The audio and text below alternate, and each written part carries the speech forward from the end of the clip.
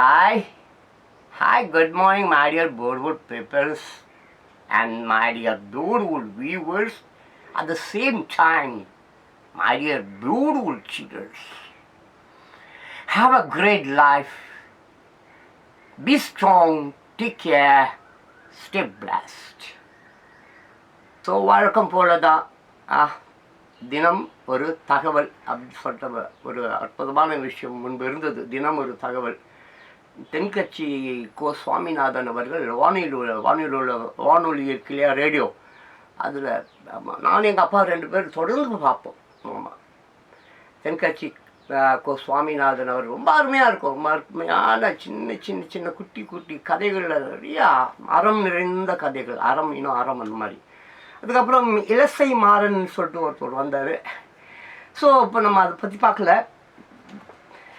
ஆமாம், ஏதாவது எனக்கு தெரிஞ்ச விஷயத்த அப்படியே சும்மா எனக்குள்ளாரையே வச்சுக்கிட்டு அதை அப்படியே மக்க விட்டு அது மண்ணோட மண்ணாக மக்கி அப்படியே இதயத்துக்குள்ளேயே உள்ளுக்குள்ளேயே கண்டு அது ஒரு நாள் அணுகுண்டு மாதிரி வெடித்து நான் மரணித்து போவதை விட நமக்கு தெரிஞ்ச விஷயம் ஓகே, நல்லதோ கெட்டதோ நாம் இளைஞர்களுக்கு, வாலிப பெண்களுக்கு, வயதானவர்களுக்கு சொல்லலாமேன்னு தான் நான் இந்த முயற்சியில் இருக்கேன். அப்புறம் ஒரு முக்கியமான விஷயம் நம்ம எல்லோரும் அறிந்து கொள்ள வேண்டிய வழக்கமான விஷயம் தான் எம்ஜிஆர் பாடல்கள் தான். ஒரு செய்தி, ஒரு தினம் பேப்பரில் அந்த நியூஸ் எல்லாம் படித்து சொல்லிட்டு இருந்தேன். இப்போது அப்படி சும்மா பேப்பரில் வர தகவல்கள் சொல்கிறது கூட சரி, நமக்கு தெரிஞ்ச தகவல்கள் நம்ம கேட்டது படித்தது நம்மளது சொந்தம், அந்த மாதிரி ஏதாவது விஷயத்த சொல்லலாம்னு சொல்லிட்டு தான் அந்த முயற்சியில் இறங்கியிருக்கேன்.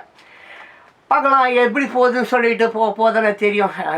விதையை போட்ட உடனே அது அப்படியே சோரக்காயாக வந்துடுமா, இல்லை விதை ஒன்று சுரை ஒன்று அப்படின்னு தான் வரப்போதா. நம்ம என்ன விதைத்தமோ அது தானே பலனாக கிடைக்கும். ரைட், ஓகேவா? அப்படியே விஷயத்துக்குள்ளே போகலாம்.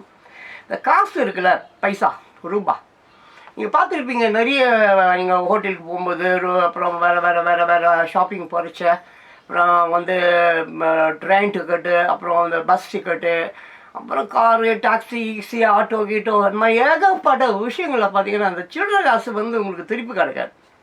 சப்போஸ் நீங்கள் ஒரு 50 ரூபா கொடுக்குறீங்கன்னா சில்லறை இல்லைன்னோ 500 ரூபா கொடுத்தீங்கன்னா வெளியில் போட்டாலும் அடிச்சு தோற்றி விட்ருவான். அதே மாதிரி எவ்வளோ பெரிய ஸ்தாபனங்களாக இருந்தாலும் அந்த ஸ்தாபனத்தில் நீங்கள் எதையோ ஒன்று பர்ச்சேஸ் பண்ணுறீங்க. அப்படி நீங்கள் பர்ச்சேஸ் பண்ணும் பொழுது, ஃபார் எக்ஸாம்பிள் 45 ரூபான்னு வச்சுங்க, நீங்கள் 50 ரூபா கொடுக்குறீங்க, அந்த பொருளுடைய விலை 45 ரூபா, 5 ரூபா அவர்கிட்ட இருக்காது. அப்புறம் வாங்கிக்கிறீங்களா அப்படி சொல்லுவாரே தவிர, அவ்வளோ பெரிய ஸ்தாபனம் வச்சுருக்கிறாரு, கடை வச்சுருக்கிறாரு, 1 லட்சம் 2 லட்சம் 5 லட்சம் அட்வான்ஸ் கொடுத்து அந்த கடை நடத்துகிறாரு. நீ தான் வாடிக்கையால் தொடர்ந்து அவர்கிட்ட வாங்குற, உன்னை நல்லாவே அவருக்கு தெரியும், ஆனால் உன்னை நம்ப மாட்டார். அவர் என்ன சொல்லுவாருன்னா, நாளைக்கு வாங்கிக்கியாம்ப்பா அப்படின்னு சொல்லி உன்னை அனுப்பிச்சி விட்டுடுவார். சரி, நீ உன் தலையெழுத்துவோம் விதி, நீ பிறந்த நாடு இந்த மாதிரி, சமூகம் அந்த மாதிரின்னு சொல்லிட்டு விட்டு போயிடுவோம். இதே மாதிரி ஒரு 5 ரூபாயை நீ ஒரு நாளைக்கு ஒரு கடையில் விட்றன்னு வச்சுக்கேன். இதே மாதிரி அன்று பொழுது பூரா நீ குறைஞ்சது 1 ரூபா 2 ரூபா 5 ரூபா இந்த மாதிரி ஒரு நாளைக்கு ஒரு 50 ரூபா அனாமத்துக்காக நீ உழைச்ச பணம் உன் கையை விட்டு அப்படியே பரவலாக அப்படியே கொள்ளையடிக்கப்படுது பிறரால். ரைட்டு விடு, இதே தான் உனக்கு. இப்போ எப்படி உங்கள்கிட்ட ஒருத்தன் ஒரு 5 ரூபாயை ஆட்டையை போட்டோன்னே அதே மாதிரி தான் உங்கள்கிட்ட எவனாவது வருவான், ஒரு 50 ரூபாய் கொடுப்பான். நீயும் அதே தான், ஏப்பா என்கிட்ட சில்லறை இல்லையாப்பா, நான் 5 ரூபா சில்லறை இல்லையாப்பா, நாளைக்கு வாங்கிக்கப்பா அப்படின்னு நீ அவனை துரத்தி விடுவ. ஆக அந்த பணம் சுற்றி அங்கேயே இருந்தாலும் பெருசாக நீ பாதிக்கப்படலை அப்படின்ற மாதிரி இருந்தாலும் என்று சிறு தொகைனா அதுக்கு ஒரு மரியாதை இல்லாமல் போயிடுச்சு. பெரிய தொகைக்கு தான் மரியாதைன்ற மாதிரி ஆச்சு. அது தவறு. ஒரு பைசா தான் கூட அது பணம் தான். இன்றைக்கி நீங்கள் எந்த பொருளை எடுத்துங்க, மறைமுகமாக அது உள்ள நயா பைசா நாட்டில் இருக்கும். ஆமாம், 199 ரூபா 13 பைசா, 156 ரூபா 37 பைசா சொல்லிட்டு அது அப்படியே அது மேலிடங்களில் ரிசர்வ் பேங்க் அந்த மாதிரி சில சிஸ்டம் இன்னும் வச்சுன்னு தான் இருக்காங்க. இதன் படி ஏகப்பட்ட பணம், மக்களின் வரி பணம், கோடானு கோடி பணத்தை ஏய்த்து தின்பவர்கள் தின்று கொண்டு தான் இருக்கிறார்கள். ஸோ நான் என்ன சொல்ல வரேன்னு சொன்னாங்க, இந்த கோர்ட் இருக்கு இல்லையா, கோர்ட் ஆகட்டும், ஜட்ஜிங் ஆகட்டும், காவல்துறையினர் ஆகட்டும், இந்த மாதிரி பாதிக்கப்பட்ட மக்கள் கன்சியூமர் கோர்ட்டில் அவங்க போய் எனக்கு ஒரு 2000 ரூபா பணம் வர வேண்டியது இருக்குது, இவர் ஏமாந்து விட்டுட்டாரு, எனக்கு அது கொடுக்கல, நான் ஒரு ஏழை அந்த 2000 ரூபா பணம் இருந்ததுன்னா நாங்கள் வந்து ஒரு மாதத்துக்கு நாங்கள் அந்த பணத்தை வைத்து நாங்கள் வாழ்வோம், எங்கள் குடும்பத்தை எங்கள் வாழ்வாதாரத்தை நாங்கள் நல்லா வச்சுப்போம். ஆனால் இப்படி பண்ணிட்டாங்கன்னு சொல்லிட்டு நீங்கள் ஒரு கேஸுக்கு போக முடியாது. அப்படி இந்த கேஸுன்னு போனால் அந்த 2000 ரூபா பணத்துக்கு ஐஸு பூரா போலீஸ்காரு வக்கீல் ஜட்ஜின்னு அழிஞ்சு நீ செத்து போயிடுவேன். பட் இருந்தாலும் இந்த மாதிரி விழிப்புணர்ச்சிகள் ஆமாம் நிறைய சினிமா படங்கள் இந்த மாதிரிலாம் எடுக்கலாம். ஆமாம் என்னமோ 100 கோடி ரூபாயில் படம் எடுக்கிறேன், 300 கோடி ரூபாய் ஹீரோவுக்கு சம்பளம், இதெல்லாம் நல்லா தாங்க இருக்குது. ஏழை மக்கள், ஆமாம் இந்த மக்கள் இல்லைன்னா நீ எப்படி வரி வாங்குவ, எப்படி ஆட்சி நடத்துவ, எப்படி அதிகாரம் செலுத்துவ சொல்லு பார்க்கலாம். அரசாங்கமே மக்கள் இல்லாமல் போகிறார்கள். மக்களை நீங்கள் கொன்று விட வேண்டும் என்று எண்ணி அவர்களை கொண்டுகிட்டே இருக்கிறீங்க. பாவம் மக்களும் என்ன பண்ணுவான், மடமை என்ற ஒரு விஷயம் அவனை மூடிக்கொண்டது. மடமை மூட நம்பிக்கை, எந்த ஒரு வலிமை இல்லை. ரெண்டாவது வலிமையற்றவனாக இருக்கிறான். வலிமை உள்ளவர்கள்கிட்ட அவனால் வந்து போராட முடியல, சண்டை போட முடியல, அவனை எதிர்த்து போராடி அவன் குடும்பத்தை காப்பாற்ற முடியாத ஒரு சூழ்நிலையில் 75% மக்கள் உலகம் முழுக்க இருக்கிறார்கள். ஸோ இந்த மாதிரி விஷயங்கள் எல்லாம் கலைந்து எரியப்பட வேண்டுமே என்றால் இளைஞர்கள், வாலிப பெண்கள், நீங்கள் தான் இந்த விஷயத்தை கையில் எடுத்துக்கணும். நிறைய படிச்சிருக்கீங்க, டெக்னாலஜிலாம் வளர்ந்துருக்குன்றீங்க. எங்கே வளர்ந்துருக்கு டெக்னாலஜி நல்ல விஷயங்களுக்கு பயன்படக்கூடியதாக இருக்க வேண்டுமே தவிர தப்பான உலகத்தை அழிக்கக்கூடிய, மக்களை அழிக்கக்கூடிய, அரசாங்கத்தை அழிக்கக்கூடிய, நீ பெற்று எடுக்கிற குழந்தை அதை அழிக்கக்கூடிய மாதிரி டெக்னாலஜி இருக்கக்கூடாது. ஸோ இதுதான் இப்போது பாருங்க. சரி, விஷயத்துக்கு வரேன். சரி, பெட்டி கடையிலிருந்து பேங்க்கு வரை ஒரு ஏழை தொழிலாளியின் பணம் கொள்ளையடிக்கப்படுகிறது. ஃபார் எக்ஸாம்பிள் 100 ரூபாய் ரோட்டில் கிடக்குது, அதை ஒரு கோடீஸ்வரர் கவனிக்கிறாரு. யாரும் அங்கே இல்லாததுனால அதை அவர் எடுத்துக்கொள்கிறார். ஒரு 100 ரூபா பணம், கோடீஸ்வரர் ஆடிக்கார் வர்றாரு, ஒரு 100 ரூபா கிடக்குது, யாராவது இருக்கிறாங்களா என்ன ஏதுன்னு பார்க்குறாரு, எடுத்து வச்சுக்கிறார். சரி, அந்த தொலைச்சிட்டான் பாருங்க. அவன் கொஞ்சம் தூரம் போயிட்டு ஐயோ ஜோபியில் எதுக்கோ கையை ஓடுறான், பார்த்தா அந்த 100 ரூபாயை காணோம், பதறி போகிறான். அங்கேருந்து ஓடியாரான், இந்த பக்கம் அந்த பக்கம் தேடிக்கிட்டே வரான். இவர் 100 ரூபாய் எடுத்த கோடீஸ்வரர் அங்கேயும் இங்கேயும் பார்த்தாரு, காரை எடுத்தார், போயிட்டே இருக்காரு. அவன் தேடிக்கொண்டு இருப்பதை கவனிக்கிறார். அப்போ அவருக்கு புரியுது, ஓ இந்த 100 ரூபா பணத்தை இவன் தான் தொலைச்சிட்டான் போல இருக்குதுன்னு அவருக்கு புரியுது. பட் ஆனால் அவருடைய மனமானது அதை அவனுக்கு கொடுக்க இடம் தரவில்லை. கீழே கலந்தது, எப்போ நமக்கு கிடைச்சது, இது நம்ம பணம். ஒரு கோடீஸ்வரருக்கு அது மாதிரியான ஒரு எண்ணம் சிந்தனை வரக்கூடாது. சரின்னு சொல்லிட்டு அந்த பணத்தை அவர் எடுத்துகிட்டு போயிடுறாரு. அவன் பாவம் அந்த ஏழை தொழிலாளி அந்த 100 ரூபாய் ஆஸ்பத்திரிக்கு எடுத்துன்னு போகலான்னு நினச்சானோ, என்ன விஷயத்துக்காக அந்த 100 ரூபாய் பயன்படுவதாக இருந்ததோ தெரியாது. யாருக்கு தெரியும்? அவனுக்கு தான் தெரியும். ஸோ அப்படிப்பட்ட அதை கொடுக்காம அவன் தனக்கு சொந்தமான பணம் அவர் எடுத்துகிட்டு போய் இப்படித்தான். கல்வி அறிவு இல்லாத ஏழைகள் காலம் முழுதும் தாங்கள் வேர்வை ரத்தம் சிந்தி உழைத்த கோடானு கோடி ரூபாய், அதாவது தினம் இப்படி எழுந்து கொண்டு இருக்கிறார்கள். தினம் காரணம் அறியாமை, மடமை என்ற போர்வையில் அப்படியே அவங்க போத்திக்கிட்டு கிடக்கிறதுனால தான். ஸோ இவங்கெல்லாம் வந்து வெளியில் வரணும்னா அதுக்கு நிறைய விழிப்புணர்ச்சி வேணும். அதை யார் கொடுப்பார்கள்? படித்த பிள்ளைகள் தான் தர வேண்டும், கல்வியறிவு உள்ள பிள்ளைகள் தான் தர வேண்டும். எங்கே கல்வி கற்றுக்கொண்டு கூட்டமாக மீட்டிங் போட்டு எப்படி செல்ஃப் விற்கலாம், எப்படி செல்ஃபோன் விற்கலாம், எப்படி சிம் கார்டு விற்கலாம், எப்படி லோன் கொடுக்கலாம், ஆட்கள் தேவைன்னு ஒரு விளம்பரத்தை போட்டுட்டு 99% பேர் வந்து மக்களை பிடிந்து உண்ணுகிறார்கள். வேலையும் வாங்கி கொடுக்கறதில்ல, ஒன்றும் வாங்கி கொடுக்கறதில்ல. எல்லாம் பாவம். படித்தவர்கள் எல்லாரும் வந்து பிஏ எம்ஏ எல்லாம் படித்தவங்க, வக்கீலுக்கு படித்தவங்க, டாக்டருக்கு படித்தவங்க, எவ்வளோ பேர் வந்து அந்த வேலை கிடைக்காம சூசைட் பண்ணிக்கிறாங்க. படிக்கும்போதே படிக்க முடியாமல் போகுதுன்னு சொல்லி தற்கொலை பண்ணிக்கிறாங்க. எவ்வளவோ அநியாயங்கள், அட்டூழியங்கள் நடந்து கொண்டிருக்கிறது. ஸோ இதெல்லாம் வந்து பாவம். இந்த மாதிரி ரிசர்வ் பேங்க் ஆகட்டும், யாராகட்டும், நீங்கள் இதெல்லாம் வந்து கொஞ்சம் கவனத்தில் கொண்டு ஏழை மக்களை வதைப்பதை, சின்ன தொகை தாங்க, ஆனால் அந்த தொகை வந்து அவர்களுக்கு 1 மாதமோ 6 மாதமோ அது அவர்களுடைய வாழ்வாதாரம். அது நீங்கள் மறந்துடக்கூடாது. இது மாதிரி நீங்கள் வந்து சரி சட்டம் கண்டுக்கலை, எஃப்ஐஆர் போடலை, கன்சியூமர் கோர்ட்லேயும் வந்து இதை யாரும் கேட்க மாட்டுறாங்க அப்படின்னு தான் அவங்க பாவம் வந்து பெருசாக அவங்க எதுவும் செய்யறதில்லை. சரி வீதி என்ன பண்ணுறது, வேறு வழி இல்லை, பட்டு தான் ஆகணும், கெட்டு தான் ஆகணும், குட்டிச்சவராக தான் ஆகணும், தற்கொலை தான் பண்ணிக்கணும். குடும்பம் குட்டிச்சவராக போகணும் நல்லா தெரிஞ்சு தான் பாவம் தினம் தினம் அவர்கள் வாடுகிறார்கள், சாவுகிறார்கள்.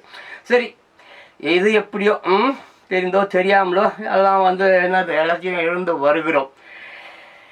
ஆமாம், இது அது எப்படின்றத பார்க்கணும். ஒரு சினிமா படம் பார்த்தேன், அந்த படம் நான் ரிவைவ் பண்ணுறேன். நான் அந்த படம் வந்து ரிவைவ் பண்ணுறேன். மற்றொரு நாளுக்கு நான் வந்து அந்த படத்தை வந்து நான் வந்து என்ன பண்ணுறேன், உங்களுக்கு வந்து ரிவைண்ட் பண்ணுறேன். அப்புறம் வந்து வேறு இன்னொரு விஷயத்தையும் நான் வந்து பேச வேண்டும். இப்பொழுது நான் வேறு ஒரு விஷயத்தை இப்பொழுது பேச வேண்டும் அப்படின்னு நான் சொன்னேன். அது என்னென்னா, உனக்கு ஏன் இவ்வளோ அக்கறை அப்படின்னு நீங்கள் என்ன கேட்கலாம். உனக்கு ஏன் அக்கறை? வயசான காலத்தில் ஏதோ சோத்துக்கு ஏதோ போட்டாங்களா, சாப்பிட்டியா, ஏதோ ஆமாம் தமனா டான்ஸ் ஆடுறத பார்த்தியா, அப்புறம் வேறு என்ன ஏதாவது டிஸ்கோத்திக்கு அது இதுன்னு காசு கீசு இருந்தால் சாட்டர்டே அந்த மாதிரி நாளில் எங்கேயாவது பஃபு கஃபுன்னு போயிட்டு குச்சியா நல்லா மல்லாந்துக்கினியா அப்படின்னு சொல்லிட்டு நீங்கள் கேட்கலாம். எல்லாம் குடிக்கலாம். இவர் என்ன பெரிய உத்தம புத்திரர் அந்த எல்லாருக்கும் புத்திமதி சொல்லின்னு இருக்கிறாருன்னு நீங்கள் நடிக்கலாம். தயவுசெய்து நீங்கள் அப்படி வேணால் நடிச்சிங்க. நான் குழந்தைகள் வந்து அப்படியே அனாதியாகி போயிட்டாங்க. நான் பார்க்குறேன். பெற்றவர்களும் கைவிட்டு விட்டார்கள், அரசாங்கம் அது எல்லாம் பாவம். அதுங்க பாவம், படிக்க முடியல, அப்படியே படிக்கிறதுக்கு ஆசை இருந்தாலும் படிக்க காசு இல்லை, அப்படியே அதுங்க படித்தாலும் வேலை கிடைக்கல.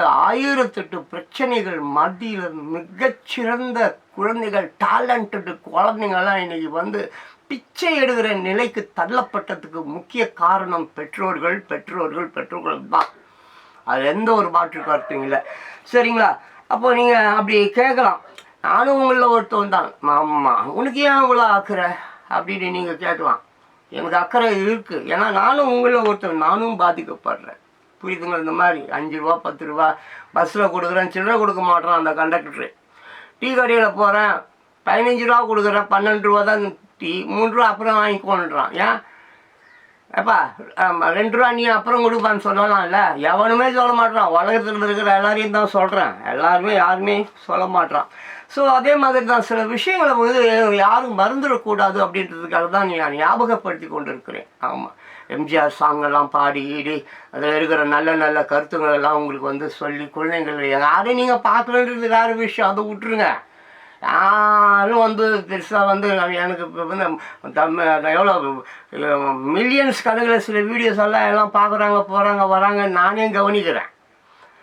ஆமாம், ஆனால் பட் என் வீடியோ வந்து ஒரு 4 பேர் 5 பேர் 10 பேர் தான் பார்க்குறான். அப்போ அதை வச்சு நான் கண்டுபிடிச்சிக்கிறோம், ஓ தமிழ்நாட்டில் வந்து 7 கோடி பேர் 8 கோடி பேர் இருக்காங்க. அப்பா 7 கோடி பேர் 8 கோடி பேர் இருக்காங்க. பட் வெறும் ஒரு 4 பேர் 5 பேர் தான் வந்து நல்லவங்க இருக்கிறாங்க போல இருக்குது. நல்ல விஷயங்களை பார்க்கணும், நல்ல விஷயங்களை வந்து யூடியூப்பில் பார்க்கணும் அப்படின்ட்டு ஒரு 5லேருந்து ஒரு 10 பேர் இருப்பாங்க போல இருக்குது. நல்லா மில்லியன்ஸ் கணக்கில் பாருறாங்க, மில்லியன்ஸ் எல்லாம் அந்த கையை வச்சு விட்டு காலை தூக்கி விட்டு அந்த சொரிஞ்சு விட்டு ஏகப்பட்ட சேனல்ஸ் இருக்குதுல்ல, மீடியாங்கெல்லாம் இருக்குதுல்ல, அதான் கண்ட கருமத்தையும் இல்லாது பொல்லாது பொய்யே சொல்லி சொல்கிறதுனால மக்களுக்கு அது மேலே ரொம்ப ஈடுபாடு ஜாஸ்தியாக அப்படியே போய் அதை பார்க்குறாங்க. இல்லை அவங்க பார்க்குறாங்களே இல்லை, இவங்களே ஏதாவது இந்த விங்க்குன்னு சொல்லுவாங்கள்ல, தான்ப்பா ஒரு ஆஃபீஸ் ஒன்று எடுக்கிறது, அந்த ஆஃபீஸில் ஒரு 50 பேரை உட்கார வச்சுக்கிறது, ஒரு 50 செல்ஃபோனை கொடுக்கறது, இந்த இதெல்லாம் வியூஸ் தள்ளிவிடு ஏகப்பட்ட சாஃப்ட்வேர்ஸ் இருக்காமல் என்கிட்டே கேட்குறானுங்களே, சார் உங்களுக்கு என்ன வியூஸ் நிறையா வேணுமா, வியூஸ் அதிகப்படுத்தி காட்டணுமா, ஒரு 2000 ரூபா கொடுங்க அப்படின்றான். ஸோ இந்த வியூஸுன்றது லைக்ஸுன்றதுலாம் வந்து அட்டர்லி எல்லாமே ஃபேக் தான். எல்லாமே ஃபேக்கான ஐடிகளை வச்சுக்கிட்டு ஃபோக்கஸ் பண்ணி மக்களை ஏமாற்றி ஆன்லைனில் எத்தனை வகையான திருட்டுத்தனங்கள் 1 2 3 4 99% ஆன்லைன் மூலியமாக நடக்கக்கூடிய குற்றங்கள் தாங்க முடியல. மக்கள் அதை அப்படி விரும்பி ஏற்றுக்கொண்டு அது அடிமை ஆகிட்டாங்க. இந்த செல்ஃபோன் கண்டிப்பாக அவங்களை கொல்லும். இந்த செல்ஃபோன் வந்து கண்டிப்பாக வந்து ஆமாம், உலக நாடுகள் வந்து எதுவும் சண்டை கிண்டெல்லாம் போட்டுலாம் உங்களை கொள்ளடிக்க உங்களை கொலை செய்ய வேணாம். உங்கள் செல்ஃபோனே உங்களை கொல்லும். ஸோ அதுக்கு தான் சில சில தெரியாத விஷயமோ தெரிகிற விஷயமோ நான் அப்படியே கேட்குறீங்களோ கேட்கலையோ நான் அப்படியே உங்களுக்கு சொல்லின்னு இருக்கிறேன். சரி விடுங்க. எனக்கு 61 வயசு ஆயிடுச்சு. எனக்கு புரியுதுங்களா? 61 வயசு ஆயிடுச்சு. ஆமாம், ஞாபகப்படுத்தி பார்த்தா நானும் 50 வருடங்களுக்கு மேலாக இந்த பிரச்சனையை சந்தித்து இந்த சில்லறை பிரச்சனை தான். எனக்கு 61 வயசு. எனக்கு ஒரு 10 வயசுலேருந்து இந்த பிரச்சனை ஓடின்னு தான் இருக்குது. இந்த சில்லறை கொடுக்காதது, ஏமாத்துறது, கொள்ளை அடிக்கிறது, சீரழிக்கிறது, இந்த தண்ணி பழக்கம், அந்த கஞ்சா பழக்கம் எல்லாம் இருந்துன்னு தான் இருக்குது. ஒன்றும் பெருசாக அப்படியே புத்தர்கள்லாம் வாழ்ந்தாரெலாம் சொல்ல முடியாது. இயேசுநாதர்லாம் வாழ்ந்தார் அப்படின்லாம் இப்போ நான் சொல்கிறது இந்த காலகட்டத்தில். அவங்க அந்த காலகட்டத்தில் வாழ்ந்துருக்காங்க. நம்ம அவங்க கூட வாழ்ந்தோம் இல்லை அவங்க எப்படி வாழ்ந்தாங்கன்னு நமக்கு தெரியுமா? நான் அதை பற்றி பேசுகிறேன். நான் இப்படி பல பிரச்சனைகள் ஆமாம் பார்த்துருக்கேன். எனக்கே வந்திருக்கிறது. ஒரு விஷயத்தை புரிந்து கொள்ளுங்கள். இது இப்படியே போச்சுனாக்க கண்டிப்பாக வரும் காலங்களில் அடி தட்டியில் தொடங்கி கொலைகள் வர போயிடும். ஆமாம், ஜாக்கிரதை. இதெல்லாம் வந்து கட்டுப்பாட்டுக்குள் வர வேண்டும். அதற்கு கவர்மெண்ட்டு மெயினாக வந்து ஆமாம் இந்த காவல் தெய்வம் நம்ம சொல்லுவோம். யார் காவல் தெய்வம்? காவலர்கள் இருக்காங்க இல்லையா, காவல் அதிகாரிகள், காவல்துறை, அப்புறம் இந்த வக்கீல்கள், அப்புறம் இந்த நீதிபதிகள், இவர்கள் வந்து ஆமாம் கடவுளை விட பெரியவர்கள். ஆனால் இன்னைக்கு வந்து சொம்பு தூக்குறாங்க அரசியல்வாதி இருக்காங்க இல்லைங்க, கார்பரேட் கம்பெனிக்காரெல்லாம் காசு கொடுக்குறான்ல, அதான் எங்கேயோ திருடி எங்கேயோ பிச்சை எடுத்து யாரையோ ஆட்டையை போட்டு எவன் கழுத்தியோ எடுத்துன்னு வந்து காசு கொடுக்குறான்ல, அதை வாங்கிக்கிட்டு இந்த இந்த காவல்துறையினர், அப்புறம் அட்வொகேட்ஸ், அப்புறம் ஜட்ஜஸ், இந்த மாதிரி உள்ளவங்கள் கண்களை கட்டி கொண்டு அந்த நீதி தேவதை எப்படி கண்களை கட்டிக்கிட்டு தராசை கையில் வச்சுட்டுக்குது, அந்த மாதிரி ரொம்ப மோசமாக போயிட்டாங்க. ஒன்னே இவங்க புரிச்சிக்கல, அவங்களுடைய குழந்தைகளும் காவல்துறைனா காவல்துறை அவர் காவல் அதிகாரி, அவருக்கு குழந்தைங்க இல்லையா, அதுங்களும் கெட்டு குடிச்சவராகிட்டு இருக்கு. வக்கீலுடைய குழந்தைகள் மிகப்பெரிய அளவில் தண்ணி கிண்ணி கஞ்சா ஸ்நாக்குன்னு பெரிய அளவில் கேட்டுக்கிட்டு இருக்கு. வெளியில் தெரியறது இல்லை. ஜட்ஜிங்க குழந்தைங்க அது உலக அளவில் அமெரிக்காவில், லண்டனில், கலிஃபோர்னியாவில்னு சொல்லி அதுங்க கெட்டு குட்டிச்சவராக போயிட்டு இருக்குது. இங்கே கண்ணுக்கு தெரியறதெல்லாம் ஏழை மக்கள், பாபர மக்கள், நடுத்தர மக்கள் குழந்தைங்க தவறு செய்கிறது தான் இங்கே கண்ணுக்கு தெரியுது. ஸோ இதெல்லாமே வந்து அவர்களுக்கு நன்றாக இதெல்லாம் உணர்ந்தாங்கன்னா, பெற்ற பிள்ளைகள் இப்படிலாம் பாழ போகிறாங்களேன்னு சொல்லி உணர்ந்தாங்கன்னா, இந்த காவல்துறை ஆகட்டும், அட்வொகேட்ஸ் ஆகட்டும், ஜட்ஜி ஆகட்டும், நல்ல வழக்குகளை மட்டுமே கையில் எடுத்துக்கொண்டு உயிரே போனாலும் அந்த மக்களுக்காக அவங்க உரிமையை அவர்களுக்கு வாங்கி கொடுக்க வேண்டும். அவர் ஒரு நிரபராதி என்பதை நிரூபிக்க வேண்டும் சொல்லிட்டு உயிரே போனாலும் தைரியமாக இறங்கி வேலை செய்வாங்க. அந்த மாதிரி ஒரு காலகட்டம் கண்டிப்பாக சீக்கிரமாக வரும். டெக்னாலஜி அதுக்கு தான் ரோபோஸ் எல்லாம் கொண்டு வந்துன்னு இருக்கு. இப்போது வேற ஒரு டெக்னாலஜி இந்த படித்த பசங்களெல்லாம் அடிமையாகி, ஓரளவுக்கு விஷயம் தெரிஞ்ச பசங்கள்லாம் அடிமையாக்கி பிரைன் வாஷ் பண்ணி, கார் வேணுமா, பங்களா வேணுமா, வீடு வேணுமா, பொண்ணு வேணுமா, தண்ணி வேணுமான்னு சொல்லி அவங்கெல்லாம் பிரைன் வாஷ் பண்ணி அவங்கக்கிட்ட சிம் கார்டு கொடுத்து, அதை கொடுத்து, லோன் வாங்க சொல்லு, இதை வாங்க சொல்லு, அதை வாங்க சொல்லுன்னு சொல்லி மக்களை பிரைன் வாஷ் பண்ணி அவங்கள எல்லாம் மடமையாக்கி, மூடனாக்கி, முட்டாளாக்கி, அதுக்குள்ளே எல்லாரையும் வந்து கும்பல் சேர்ற மாதிரி கூட்டத்தை கூப்பிட்டு அவங்க பாவம் வச்சுன்னுக்கிற படுகாத அறிவில்லாத மக்கள்கிட்ட இருக்கிற அவங்களுடைய உரிமைகள், ஓட்டு, அப்புறம் பூர்வீக சொத்து விற்று எல்லாத்தையும் விற்க செய்து, ஏமாற செய்து, நடு ரோடுக்கு கொண்டு வரக்கூடிய குழந்தைகள் யாராக இருக்கிறாங்கன்னா அதே ஏழை குழந்தைகளை படிக்க வைத்தானே ஒரு தொழிலாளி. மாடு மேய்ச்சி, ஆடு மேய்ச்சி கஷ்டப்பட்டு ஒரு அந்த குழந்தைகளை படிக்க வச்சானே, அதுங்களை பெரிய ஆளாகனானே, அந்த குழந்தைகள் தான் இந்த தவறை செய்கிறது. பெற்ற தாய்க்கும் பெற்ற அப்பனுக்கும் துரோகம் செய்கிற குழந்தைகளாக இந்த டெக்னாலஜி வளர்த்து வைத்திருக்கிறது. டெக்னாலஜி எதை வளர்த்து வைத்திருக்கிறது? எப்படி இந்த ஆட்டு பந்தையை, இந்த கழுதை கூட்டத்தை எப்படி வந்து சரி பண்ணலான்னு அவங்க வீட்டு பிள்ளைகளை வைத்தே பிரைன் வாஷ் பண்ணி அவங்களுக்கு கெட்ட சிந்தனைகளை, அறிவுரைகளை, இந்த கோர்ஸ் படி, இந்த கோர்ஸ் எடுத்துக்கோ, இந்த கோர்ஸ் நீ கோடியாக சம்பாதிக்கலாம், இந்த கோர்ஸ் நீ படித்தா ஃபாரினில் உனக்கு ஜாப்னு சொல்லி அவர்களை ஏமாற்றி, அவர்களை முட்டாளாக்கி, அவர்களிடம் இருக்கக்கூடிய சில்லறை காசு இருக்கு பற்றியா, சில்லறை 5 ரூபா 10 ரூபா முதல் கொண்டு எல்லாத்தையும் பிடுங்கி அவனை நோயாளி ஆக்கி மனநிலை பாதிக்கப்பட வச்சு மன அழுத்தம் வர வச்சு ஸ்ட்ரெஸ் வர வச்சு அவனை தற்கொலை பண்ணிக்கிற அளவுக்கு கொண்டு போய் விடுகிறார்கள் யார்? இந்த கார்ப்பரேட் கம்பெனிக்காரங்க. அப்புறம் காசு பணத்துக்கு ஆசைப்பட்டு மானத்தை ரோட்டில் விட்டு விட்ட சில பணக்காரர்கள் இந்த மாதிரி பாவத்தை செய்து வருகிறார்கள். இயற்கை வந்து கொண்டிருக்கிறது. இந்துவாக இருந்தால் நீ கல்கின்னு சொல்லுவேன், நான் கிறிஸ்துவன்றதுனால நான் இயேசுநாதன்னு சொல்லுவேன். அல்லாஹ் அவர்கள் மசாயா அவங்க என்ன நபிகள் நாயன்னு சொல்லுவாங்க, யூதர்கள் மேசாயான்னு சொல்லுவாங்க. இப்படி 18 20 30 மதங்கள் இருக்கிறதாக சொல்லுகிறார்கள்.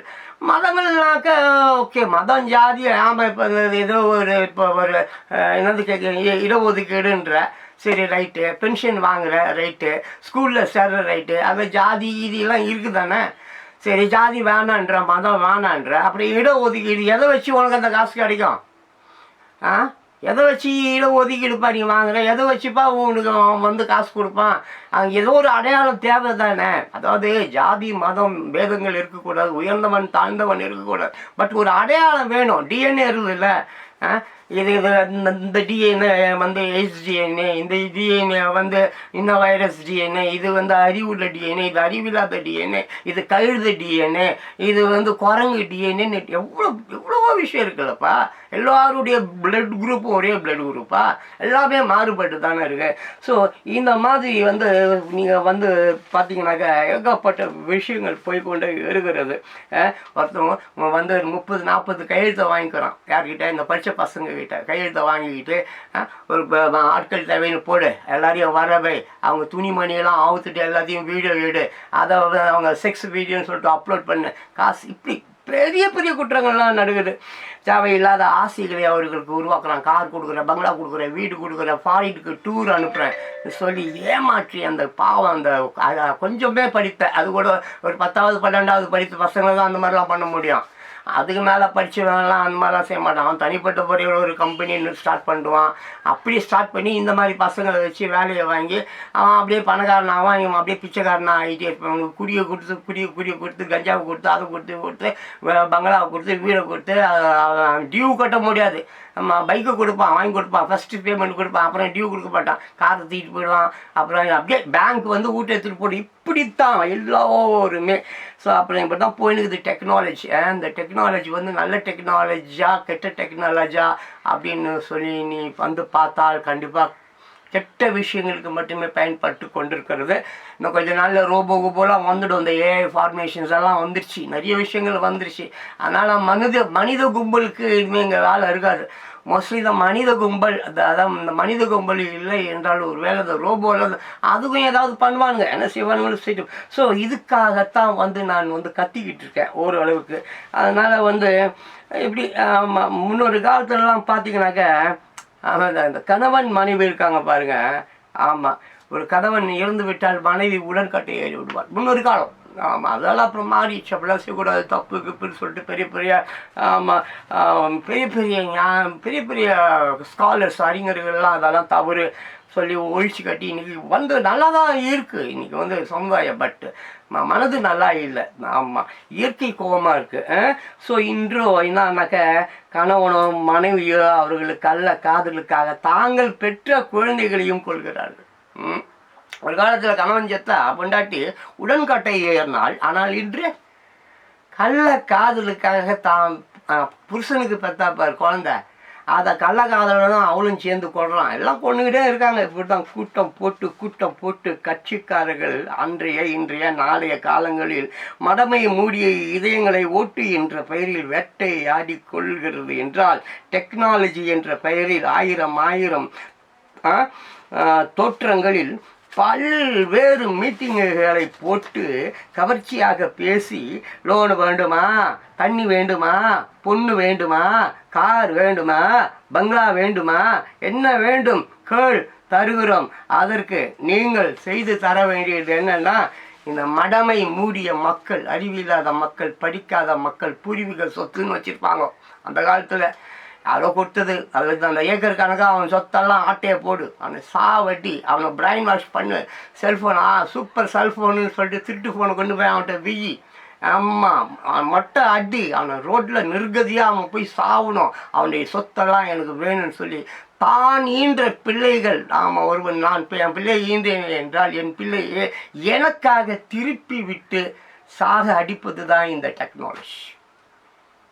ஆமாம், சாக அடிக்கிறது இந்த டெக்னாலஜி. என் குழந்தைகளை வைத்தே என்னை தாக்கும் மிக அற்ப பதர்கள் என்கின்ற பணக்காரர்கள், கார்பரேட் கம்பெனிகள், அரசாங்கம், அரசியல்வாதிகள், இப்படியே வரி பணத்தில் வாழக்கூடியவர்கள், நம் பணத்தில், நம் உழைப்பில், நம் வியர்வையில், நம் ஏழையின் வியர்வையில், ஏழையின் ரத்தத்தில் இவங்க குளிர் காஞ்சிக்கிட்டு இருக்காங்க. ரொம்ப நாளைக்கு இல்லை, ரொம்ப நாளைக்கு இல்லை, இது தாங்காது, பூமி தாங்காதுப்பா. அதனால் கூடிய சீக்கிரத்தில் இதுக்கு ஒரு நல்ல ஒரு தீர்ப்பு வரும். த சேம் டைம் வழக்கம் போல் எம்ஜி ராமச்சந்திரன் அவர்களின் பாடல்களில் ஒரு பாடல் தான் நான் கையில் எடுத்து வச்சுட்டு இருக்கேன். அதை பற்றி தான் நான் பாட போகிறேன். ஓகேவா? ரொம்ப அற்புதமான ஒரு பாடல் இது. ஆமாம், ரொம்ப சம சாங் இது. ஆலங்குடி சோமு என்கின்ற ஒரு பாடலாசிரியர் எழுதிய பாடல். ஆலங்குடி சோமு என்கின்ற பாடலாசிரியர் எழுதிய பாடல். அப்புறம் பார்த்தீங்கன்னாக்கா டிஎம்எஸ் அவர்கள் பாடினது. நான் பாடவில்லை, வாசித்து காட்டுறேன். அதில் இருக்கிற அர்த்தம் அப்போ தானே புரியும். ஆமாம், திருக்குறள் ஏற்கனவே புரியாது, அதை பாடலாக பாடினா இன்னும் புரியாது இல்லையா? புரியும்படி, ஆமாம் புரியும்படி பாமர மக்களுக்கும் புரியணும். அந்த மாதிரி இருக்க வேண்டும் பாடல்கள். இன்றைய பாடல்களை பற்றி தயவு செஞ்சு பேசாதீங்க, நான் டென்ஷன் ஆகிடுவேன். ஆமாம். அப்புறம் பார்த்தீங்கன்னாக்கா காவல்காரன் என்கின்ற படம் 1966 பூஜை போடப்பட்டு படம் ஏதோ கொஞ்சம் இது பண்ணாங்க. பண்ணிகிட்டு இருக்கும்போது தென் 1967 அவர் எம்ஆர் ராதாவால் சுடப்பட்டு அப்புறம் இந்த ட்ரீட்மெண்ட் எல்லாம் முடிஞ்சுக்கிச்சு. அதுக்கு அப்புறம் தான் திருப்பி அவர் அந்த படத்தை ஃபினிஷ் பண்ணி கொடுத்தாரு. அந்த படம் ரிலீஸ் ஆனப்போ அவர் பேசப்படுற அந்த வார்த்தை உடையும். ஆமாம், அந்த வார்த்தை உடைய உங்களுக்கு தெரியும். ஸோ அந்த படம் அவருடைய ரசிகர்கள் மத்தியில் ஒரு மிகப்பெரிய ஒரு அனுதாபத்தை ஏற்படுத்தியதுன்னு தான் சொல்ல முடியும். படம் பெரிய வெற்றியை வடலாம் வாங்கியிருக்கு போல இருக்குது. காவல்காரன் படம் பெயர் காவல்காரன், அருமையான பாட்டு. நான் இதுக்கு முன்னால் பேசுறது கூட நான் பார்த்தீங்கன்னு சொன்னால் காவல்காரர்களை பற்றி பேசியிருப்பேன், வக்கீல்களை பற்றி பேசியிருப்பேன், ஜட்ஜிகளை பற்றி நான் பேசியிருப்பேன். இந்த காவல்காரன் கடவுளை காட்டிலும் சிறந்தவன். ஆமாம், இந்த காவல்காரன் தன் உயிரே போனாலும் சரி, ஆமாம் மக்களுக்காக காவல் காக்க வேண்டி, காவல் தெய்வம் தானேப்பா அவங்க. ஏப்பா எதை சிலையெல்லாம் நம்புகிறானுங்க. நான் நாட்டுப்புறத்தெல்லாம் போய் பாருங்கள், கிராமங்கள்லாம் ஐயனார் சிலை, அந்த சிலை, இந்த சிலை, இன்னார் சிலை பாதுகாக்கும் காவல் காக்குன்றானுங்க. இங்கே யூனிஃபார்மை போட்டுக்கிட்டு இப்படி கொள்ளையடிக்கிறார்களே, இதெல்லாம் பாவம் இல்லையா? தயவு செஞ்சு காவல்துறையே, அட்வொகேட்ஸுகளே, நீதிபதிகளே, மனம் திருந்துங்கள். ஆமாம், இயேசுநாதர்லாம் கண்டிப்பாக வரமாட்டார். இயேசுநாதர்லாம் காப்பாற்ற மாட்டார். கிழ்கிலாம் யாரும் வரமாட்டாங்க. பட் கண்டிப்பாக வைரஸ் வரும், கொரோனா நிச்சயமாக வரும். உங்களுக்கே தெரியும் உங்களை சுற்றி எவ்வளோ நோய்கள் இருக்குது, அல்லது இப்பொழுதே நீங்கள் என்ன நோயில் இருக்கிறீங்க, காலையில் எந்த டாக்டர்கிட்ட அப்பாயின்மெண்ட் வாங்கி வச்சுருக்கீங்கன்னு உங்களுக்கு நல்லா தெரியும். ஸோ தயவு செஞ்சு உங்கள் மனதில் இருக்கக்கூடிய அழுக்கெல்லாம் அகற்றுங்க. காசு பணத்தெல்லாம் தூக்கி போட்டு எரிங்க. உங்கள் குழந்தைங்களுடைய வாழ்க்கையை எண்ணி சிந்தித்து அதன்படி வாழுங்க. ஏற்கனவே பிரிச்சிட்டிங்க எல்லாத்தையும், பிரிவினை. அப்பா ஒரு பக்கம், ஆத்தா ஒரு பக்கம், புள்ள ஒரு பக்கம், பேரன் ஒரு பக்கம். இதெல்லாம் பாவத்தின் சம்பளம் மரணம். ஸோ அப்பேற்பட்ட ஒரு அற்புதமான ஒரு படம் காவல்காரன் 1967 ரிலீஸ் ஆன படம். பட் 1966 பூஜை போடப்பட்டு இடையில் அவர் சுடப்பட்டு உடல் சரியாகி படம் ரிலீஸ் ஆகி வெளிவந்த படம். பாடல் ஆசிரியர் யாருன்னு பார்த்தீங்கன்னாக்கா ஆலங்குடி சோமு. பாடல் உள்ளார போடாமல் எனக்கு ரொம்ப பிடிக்கும், அருமையான ஒரு பாடல். காவல்காரர்கள் சம்மந்தப்பட்ட ஒரு பாடல். ரைட்டா? அடங்கோ புராண சாத்தியம்மா நான் காவல்காரன், அடங்கோ புராண சாத்தியம்மா நான் காவல்காரன், நீ ஒப்புக்கொள்ள மறுத்தாலும் நான் காவல்காரன். அடங்கோ புராண சாத்தியமா நான் காவல்காரன், நீ ஒப்புக்கொள்ள மறுத்தாலும் நான் காவல்காரன். சட்டம் இருந்தாலும் உறக்கம் இருந்தாலும் கற்பை அது காக்குமோ, சட்டம் இருந்தாலும் ரொக்கம் இருந்தாலும் கற்பை அது காக்குமோ, உன்னை தொட்டு முடி போட்டு ஒட்டி உறவாடும் துணைக்கு மேலாகுமோ, உன்னை தொட்டு முடி போட்டு ஒட்டி உறவாடும் துணைவன் போலாகுமோ, இந்த துணைவன் போலாகுமோ. அடங்க புராண சாத்தியமா நான் காவல்காரன், அதை ஒப்புக்கொள்ள மறுத்தாலும் நான் காவல்காரன். பட்டு தளிர் மேனி முற்றும் ரசிக்கின்ற மெய் காவலன் நானடியோ, பட்டு தளர் மேனி மற்றும் ரசிக்கின்ற மெய் காவலன் நானடியோ. அன்னை முதல் காவல் தந்தை மறு காவல் ஆரம்ப காவலடி, அன்னை முதல் காவல் தந்தை முதல் காதல் ஆரம்ப காவலனடி. என் உள்ளம் கவர்ந்தாலும் இல்லம் புகுந்தாலும் நான் தான் காவலனடி, என்றும் நான் தான் காவலனடி. எவ்வளோ பெரிய அற்புதமான வரிகள் பார்த்தீங்களா? ஆமாம், அது அங்கே புறான சத்தியமான காவல்காரன். யாருக்கு? பொண்டாட்டிக்கு. பொண்டாட்டிக்கு மட்டும் இல்லை, காவல்காரன். நான் ஏற்கனவே சொல்லிட்டேன், காவல் தெய்வம், உலகத்துக்கே காவல்காரர்கள் அவர்கள். அவர்கள் உண்மையான காவல்காரர்களாக இருக்க வேண்டும். உயிரே போனாலும், ஆமாம், வாங்குகிற சம்பளத்துக்கு போட்டு இருக்கிற அந்த காக்கி உடைக்கு களங்கம் ஏற்பட்டு விடக்கூடாது. அதற்காக அவர்கள் துணிந்து, பேர்பட்ட மந்திரி ஆகட்டும் தந்திரி ஆகட்டும், பக்கத்தில் தானேப்பா இருக்குங்க. இப்போ மந்திரி பக்கத்தில் இருக்கிறாரு, மிகப்பெரிய தந்திரி, மிகப்பெரிய துரோகி. உன் கையில் கன்று கொடுத்து வச்சுருக்காங்க, நீ காசுக்கு ஆசைப்பட மாட்ட, நீ நல்ல காவலர், அற்புதமான காவலர், அது கையில் அதுக்காக தான் உங்கள்கிட்ட கன்று கொடுத்துருக்காங்க. அப்படியே அந்த கன்று எடுத்து நெத்தியில் சுட்டுடு. சிம்பிள் தானேப்பா, சிம்பிள் தானே காவல் அதிகாரிகளே, வெரி சிம்பிள். குற்றங்களை அங்கேயே முடிச்சுடு, தான் நீ ஜெயிலுக்கு போயிட்டு போ. இதில் என்ன தப்பு இருக்கு? ஒரு பெரிய குற்றவாளியை நீ கொன்ன. இதே மாதிரி ஒவ்வொரு காவலர்களும் காவல் அதிகாரிகளும் வந்து இது மாதிரி குற்றவாளிகள் பக்கத்தில் இருக்கும்போதே சுட்டுருவாங்க அப்படின்ற ஒரு பயத்தை நீங்கள் கொடுத்தீங்கன்னா சூப்பராக திருந்திட போகிறான் அரசியல்வாதி, திருந்திட போகிறான் திருடன், திருந்திட போகிறான் அயோக்கிய. ஏன்னா மக்கள் தானே இப்போ எங்கள் குற்றவாளிகள். யார் குற்றவாளி? மக்கள் மக்கள் மக்கள் மக்கள் மக்கள். மிகப்பெரிய இந்த மக்களை ஏச்சி பிழைக்கிறவன் யாரு? அவன் சொத்தை கித்தெல்லாம் ஆட்டை போட்டு வாழணும்னு யாரு? குற்றவாளிகள். அந்த குற்றவாளிகளை தண்டிக்கிற தகுதியை வந்து இறைவன் உனக்கு தந்துருக்கிறாருங்க. அப்படி இருக்கும்போது பக்கத்துலேயே இருக்கிறான் குற்றவாளி, கை குலுக்கிற அளவில் கிட்டத்தில் இருக்கிறான். உன் இடுப்பு கீழே கன்று இருக்கு, எடுத்து சுட்டு தள்ளிட்டு போயேன். என்ன நீ ஒன்றும் ஏப்பா இராணுவத்தில் ஒருத்தனை சுட்டாது நியாயன்ற, என்கவுண்டரில் ஒருத்தர் சுட்டா நியாயன்ற, இப்போ இப்படி சட்டத்தை இருக்கிற ஓட்டைங்களெல்லாம் சரி பண்ணின்னு காசை கொடுத்து அதிகாரத்தை பயன்படுத்தி இவன் தப்பிச்சின்னு வரான், பக்கத்துலேயே இருக்கிறான், சுட்டு தள்ள என்ன ஆகிட போகுது? ஸோ அதனால் காவலர்களை நீங்கள் காவல் தெய்வங்கள், உங்களை தெய்வம்னு சொல்லுகிறாங்க.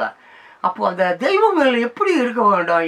ஏன் அதை நீங்கள் உணர மாட்டீங்க காவல்காரர்களே? சின்ன சின்ன விஷயத்துக்கெல்லாம் அசிங்கமாக பேசுகிறாங்க பப்ளிக்கில். மாமான்றான், என்னமோ சொல்கிறான், எச்சன்றான், பிச்சைன்றான், துரோகின்றான். அப்படி தானே நீங்கள் பார்த்தா உண்மையிலே இப்போ இந்த டி நகர் நகர்னு இந்த கமர்ஷியல் ஏரியாலாம் எடுத்திங்கன்னா பெட்டி பெட்டியாக காசு போதான் கமிஷன் ஆஃபீஸ்க்கு. ஆமாம், ஆக்கிரமிப்பில் கடை போட்டால் அப்புறம் காசு கொடுத்து தானே ஆகணும். ஆமாம், ஆக்கிரமிப்பில் கடை, அங்கே கடை, இங்கே கடை, அங்கே துரோகம், இங்கே கொலை, அங்கே கொள்ளை, எல்லாவற்றையும் பிரிய வேண்டிய போலீஸ்காரர் பணத்தை வாங்கி கொண்டு பெட்டி பெட்டியாக காசியை வாங்கி கொண்டு தலையில் உச்சந்தலையிலிருந்து உள்ளங்கால் வரைக்கும் சொறி சரங்கு புண்ணு. எங்கேயாவது உங்களை இப்போ நீங்கள் பார்க்குறதுக்கு லட்சணம் அழகாக யாராவது போலீஸ்காரர்கள் இருக்கிறீங்களா? இல்லை கேட்குறேன். இவ்வளோ பேர் அழகாக இருக்காங்க. ரோட்டில் நம்ம போகிறோம், எவ்வளோ பெண்கள் ஆகட்டும் ஆண்கள் ஆகட்டும், அப்பா என்ன பியூட்டிஃபுல்லாக இருக்காங்க பார்க்குறதுக்கு, அவ்வளோ அழகாக இருக்காங்களே. உங்களை யாரையாவது உங்கள் முகம்லாம் எப்படி இருக்குதுன்னு பார்த்தீங்களா?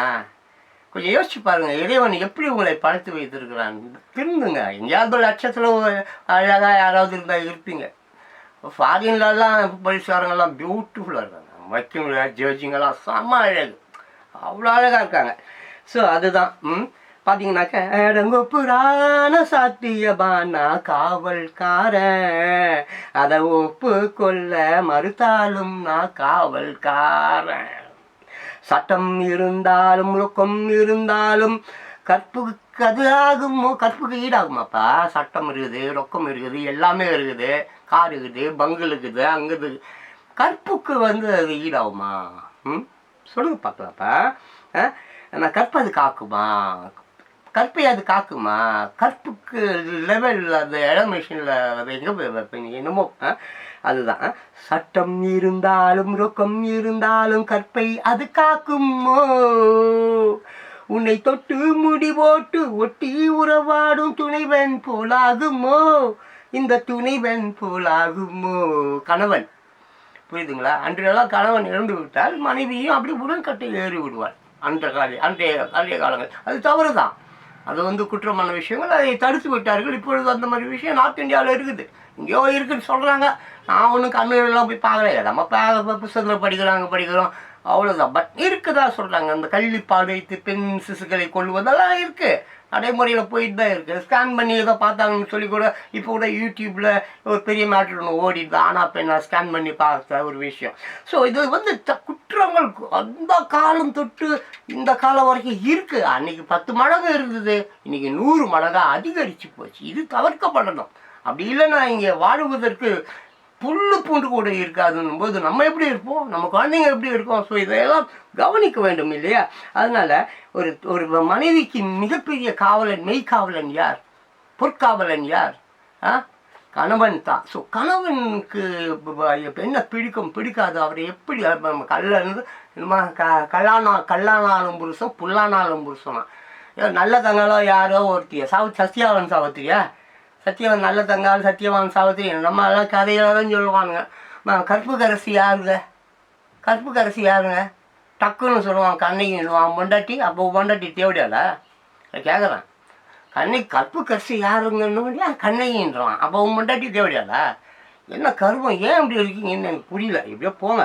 சரி, அப்போ அடுத்தது புருஷத்தான், எல்லாமே புருஷத்தான். அவன் தான் பாருங்க, சட்டம் இருந்தாலும் ரொக்கம் இருந்தாலும் கற்பை அது காக்குமோ, உன்னை தொட்டு முடி போட்டு ஒட்டி உறவாடும் துணைவன் போலாகுமோ. தொட்டு தாலி கட்டி உறவாடி காதல் பண்ணி சொல்லுங்க, புருஷன் அப்படி பார்த்துக்கலாம், உள்ளுக்குள்ளே வச்சுக்கலாம். நீ வேற ஒருத்தர் கூட பழகிற போகிற வருணும்பா அவன் செத்து போயிடலாம், வச்சு போகிறான். அங்கேயே அந்த இடத்துலையே அவன் லஞ்சம் வாங்க ஆரம்பிக்கிறான், திருட ஆரம்பிக்கிறான், தன் பதவியை வச்சு நிறைய தவறான விஷயங்களை செய்கிறான், கள்ளக்காதல் போகிறான். என்ன பண்ண முடியும்? ஸோ பெண்கள் ரொம்ப பெண்கள் எப்படி இருந்துட்டு இருப்பாங்க, பட் மனைவியானதுக்கு ரொம்ப கரெக்டாக இருக்கணுமா இல்லையா? ஆமாம், கல்யாணத்துக்கு முன்னாடி நீ கருமம் இழவு தான் எல்லாருக்கும் இப்போ தெரியுமா. இப்போ ஒரு டிஎன்ஏ டெஸ்ட் எடுத்துடுவோமா, ஒரு டெஸ்ட் எடுத்து பார்த்துடுவோமா? நீ வயசுக்கு வந்ததுக்கு அப்புறம் நீ எப்பேற்பட்ட பெண்ன்னு சொல்லிட்டு ஒரு ஆண் எப்படிப்பட்ட ஒரு டிஎன்ஏ டெஸ்ட் எடுத்துடலாமா, டாக்டர்கிட்ட போகலாம் வரியா? யோசிச்சு பாருங்க. ஸோ துணைவன் போலாக்கு கணவன் அப்படி, கணவன் கண்கண்ட தெய்வன்ற அதுன்ற கல்லானாலும் புருஷன் கடைசியில் பக்கத்து வீட்டுக்காரன் கூட பீச்சில் ரோட்டில் சினிமா தியேட்டர்லாம் துண்ணுன்னுக்கிற சினிமாவில் பாவம் புருஷன் அதை பார்த்துட்டு அப்படியே அழுகுறான். உன் பிள்ளைங்க அதை பார்த்துட்டு அப்படியே அழுகுது. உன் செக்ஸ் ஃபோட்டோ வீடியோவை நீ இன்னொருத்தவங்க கூட படுக்கிறதெல்லாம் அவன் அப்லோட் பண்ணுறான். அதை உன் குழந்தை பார்க்குறது, உன் புருஷன் பார்க்குறான். எல்லாம் அசிங்கமாக இல்லை? சரி போ என்னமோ. அந்த மாதிரி. அதுக்கப்புறம் பாரு என்னது, இந்த துணைவன் போல் ஆகுமோ. அப்புறம் பெண்மை. ஆமாம், அப்புறம் என்னது, பெண்மை கொடி மீது கண்கள் படும்போது உன் காவலன் நான் அடியோ. என்னது காவலனா? யாரோ கண்கள் படும் பொழுது பெண்மை கொடி மீது கண்கள் படும்போது உன் காவலன் நான் அடியோ. யாருடைய கண்களோ அந்த இதுவோ உன் மேலே படும் பொழுது இல்லை தொடும் பொழுது அப்போ காவலனாய் ஓடி வருகிறான் கணவன். ஆமாம். உன் காவலன் நான் அடியோ. அப்புறம் உன் பட்டு தளிர்மேனி முற்றும் ரசிக்கின்ற மெய்காவலன். உன்னுடைய பட்டு தளிர்மேனி தங்க ரதம் போன்ற உன் உடல், அப்படியே ஜொலிக்கிற உன்னுடைய உடல், தக தக தக தக தக தகன்னு இருக்கிறிய. அப்பா, நான் மாதிரி ஒரு உடல் அமைப்பு உனக்கு, நான் மாதிரி ஒரு ஸ்ட்ரக்சர் இப்படி இருக்கீங்க. தங்க தேர் மாதிரி இருக்கிற உன்னை மற்றவனுக்கு விட்டு கொடுக்க முடியுமா? இல்லை இன்னொருத்தன் தான் வந்து அதை உன்னை தொட்டுடுவான், இல்லை உன்னை வந்து அனுபவிக்கணும்னு நினைப்பான், இவன் விட்டுருவானா? சொல்லு, ஏன் இப்படி இருக்கீங்க? இவ்வளோ அற்புதமான ஒரு ஒரு அற்புதமான ஒரு உடல் அமைப்பு, எதையும் தாங்கும் 9 சக்தியாமே உனக்கு. ஆமாம், திருப்தியே படுத்த முடியாதாமே இப்படிலாம் சொல்கிறானுங்க. நமக்கு இல்லை எல்லாம் சொல்கிறாங்க. அப்படிப்பட்ட ஒரு பெண் நான், அவள் கணவனே கண்கண்ட தெய்வம்னு வாயில் பேசக்கூடாது. இப்படி வாயில் பேசி அவங்கள்ட்ட இது வாங்கி கொடு, புடவையை வாங்கி கொடு, சரவணா ஸ்டோருக்கு கூட்டிகிட்டு போ, ஜிஆர்டிக்கு கூட்டிகிட்டு போய் அவன் தாலியை அருகிறியதான் நியாயமாக, ஏதாவது நியாயமாக யோசிச்சுப்பாரு. உன் பிள்ளைங்க நான் அப்படி, அதனால தான் உன் பிள்ளைங்களுக்கு சோறு இல்லை. நடுத்தரில் பிரிட்ஜில் அங்கே இங்கெல்லாம் பிச்சு எடுத்து நிற்குது. அவன் பாட்டு உன்னை வேலை பார்த்துட்டு விட்டுட்டு போயிட்டா, நீ அதை பெற்று குப்பை தொட்டியில் போட்டுட்டு வாழ்க்கை நடத்தி நிற்கிற. யோசிச்சுப்பார், சிந்தித்துப்பார், கண்ணீர் வரும். நீ பண்ணுற தவறுகளுக்காக ஒரு நிமிடம் முழங்காலிட்டு அழு. ஆமாம், மன்னிப்புகள் எல்லாமே மன்னிக்கப்படும், எல்லாமே மன்னிக்கப்படும். சரியாக வாழ வேண்டும். அதுதான் அங்கே என்னது, உன் பட்டு தளிர்மேனி முற்றும் ரசிக்கின்ற மெய்காவல நான் அறிய. எவ்வளோ அருமையான படம். அப்புறம் அடுத்தது, அன்னை முதல் காவல், தந்தை மறுகாவல், ஆரம்ப காவலடி. அன்னை வந்து முதல் காவல், தந்தை மறுகாவல், அது ஆரம்ப காவல். இது ஆரம்ப காவல். ஆரம்பத்தில் அன்னை தான் காப்பாற்றணும், காவல் காக்கணும், அப்பா தான் காவல் காக்கணும். அது ஆரம்ப காவல். அதுக்கப்புறம் என் உள்ளம் கவர்ந்தாலும் இல்லம் புகுந்தாலும் நான் தான் காவலனடி. அதை விட்டுட்டு நீ என் வீட்டுக்கு வந்துட்ட அப்படின்னு சொன்னால், யார்? நான் தான் உனக்கு காவலன். என் உள்ளத்துக்கு பிடிக்கலையோ என் வீட்டுக்கு நீ வந்துட்ட. நீ 1000 பேக்ரவுண்டு இருக்கும், 1000 அழுக்கு இருக்கும், உனக்கு எல்லாத்தையும் நான் மறந்துட்டு என் வீட்டுக்கு நீ வந்துட்ட. என் உள்ளம் கவர்ந்ததோ கவரவில்லையோ, என் இல்லத்தில் புகுந்து விட்டாய். நீ என்னுடைய என் தங்கத்தை எரிப்பு நீ. ஆமா, உன்னுடைய அந்த தளிர் மேனி, அந்த உடல் அழகு, அந்த தங்க ரதம், அந்த செழிப்பான அந்த உடல் அமைப்பு, உன்னுடைய ஒவ்வொரு அங்கங்களும் யாருக்கு சொந்தம்? எனக்கு சொந்தம், கணவனுக்கு சொந்தம். அதை போய் பக்கத்து வீட்டுக்காரனுக்கும், காவா கழுவுறவனுக்கும், மாடு மேய்க்கிறவனுக்கும், பன்னி மேய்க்கிறவனுக்கும் துட்டுக்கு ஆசைப்பட்டுட்டு போயிட்டியே. இதுக்கு அந்த காலமே சிறந்த காலமே என்று நான் நினைக்கிறேன். அந்த கணவன் இறந்தவுடன் மனைவியை உடன்கட்டை ஏற்றி விடுவார்கள். சிலர் அவங்களே, சிலர் புத்தகத்துட்டு அதுங்களே போய் விழுந்துடும். அப்படி மாட்டேன் கிட்டேன் ராங்குங்க யாரா பண்ணால் அவன் குடும்பத்தில் இருக்கிறவனை தூக்கி நெருப்பில் போட்டு கொண்டு விட்டுருவான். ஸோ அந்த மாதிரி அதெல்லாம் வேணாம். Please my dear beautiful peoples and my dear beautiful viewers and my dear beautiful childrens, இந்த உலகம் ரொம்ப மோசமான நிலையில் இருக்கிறது என்பதை நீங்கள் அறிந்து கொள்ள வேண்டும். இந்த உலகத்தை காப்பாற்ற வேண்டிய நிலையில் இருக்கக்கூடிய என் சொந்தங்களை, 8 வயதுக்கு கீழே இருக்கக்கூடிய என் உத்தம புத்திரர்களை, தயவு செய்து கொஞ்சம் அறிவு சார்ந்த விஷயங்கள் எல்லாம் கேளுங்க, அறிவு சார்ந்த புத்தகங்களை படியுங்க. ஏகப்பட்ட படிப்பெல்லாம் நீங்கள் வந்து படிக்க வேண்டாம். போதுமான அளவுக்கு படித்தால் போது. மக்களை ஏமாற்றுவதற்காக கமர்ஷியலில் வந்து அப்படியே டீமாக அப்படி சேர்ந்து கூட்டம் போட்டு மீட்டிங் போட்டு அதுக்காக பெரிய நீ சாதாரண படிப்பு போதும். சாதாரண படிப்பு, நீ புத்திசாலியாக இருக்கிறதுக்கு உண்டான படிப்பு போதும். கருணாநிதி படித்தாரா, எம்ஜிஆர் படித்தாரா, காமராஜர் படித்தாரா? சொல்லுங்கள். இவ்வளோ மாபெரும் பெரிய பெரிய பெரிய மேதைகள், அறிஞர்கள், ஸ்காலர்கள், பெரிய தத்துவ ஞாதிகள், ஆமாம் மாபெரும் சிந்தனையாளர்கள் பார்த்தீங்கன்னா உள்ளே புந்து பார்த்தா ஒன்றும் பெருசாலாம் படிக்கல. ஆனால் அவர்கள் சொன்னதை மக்கள் ஏற்று நடந்து இந்த சிலபஸ் அவங்களால தான் உருவாச்சு. படிக்காதவர்களால் உருவானது தான் சிலபஸ். இப்போ கிடாரை கண்டுபிடிச்சவன் அவங்கள்ட்ட போய் எந்த மாஸ்டர்கிட்ட போய் வந்து, so my dear beautiful peoples, my dear beautiful childrens my dear beautiful viewers anyway காலம் ரொம்ப மோசமாக இருக்குது, எல்லாமே தப்பாக நடக்குது. இப்படிப்பட்ட ஒரு சூழ்நிலையில் ரொம்ப ஜாகிரதையாக இருக்கணும். ஸோ என்னுடைய 8 வயதுக்கு கீழே இருக்கக்கூடிய உத்தம பிள்ளைகளை பத்திரமாய் பார்த்து கொள்ளுங்கள். ஏன்னா வருங்கால தூண்கள் அவங்க தான் இந்த உலகத்தை நடத்தி செல்ல வேண்டும். அதற்காக நாம் அவர்களை நன்றாக வாழ வேண்டி ஆரோக்கியமாக இருக்க வேண்டிய இறைவனிடம் வேண்டிக் கொண்டு நான் இந்த வீடியோ முடிச்சுக்கிறேன். மீண்டும் இன்னொரு வீடியோவில் நான் நாளை உங்களிடம் பேசுகிறேன். நன்றி. Thank you. Have a nice day.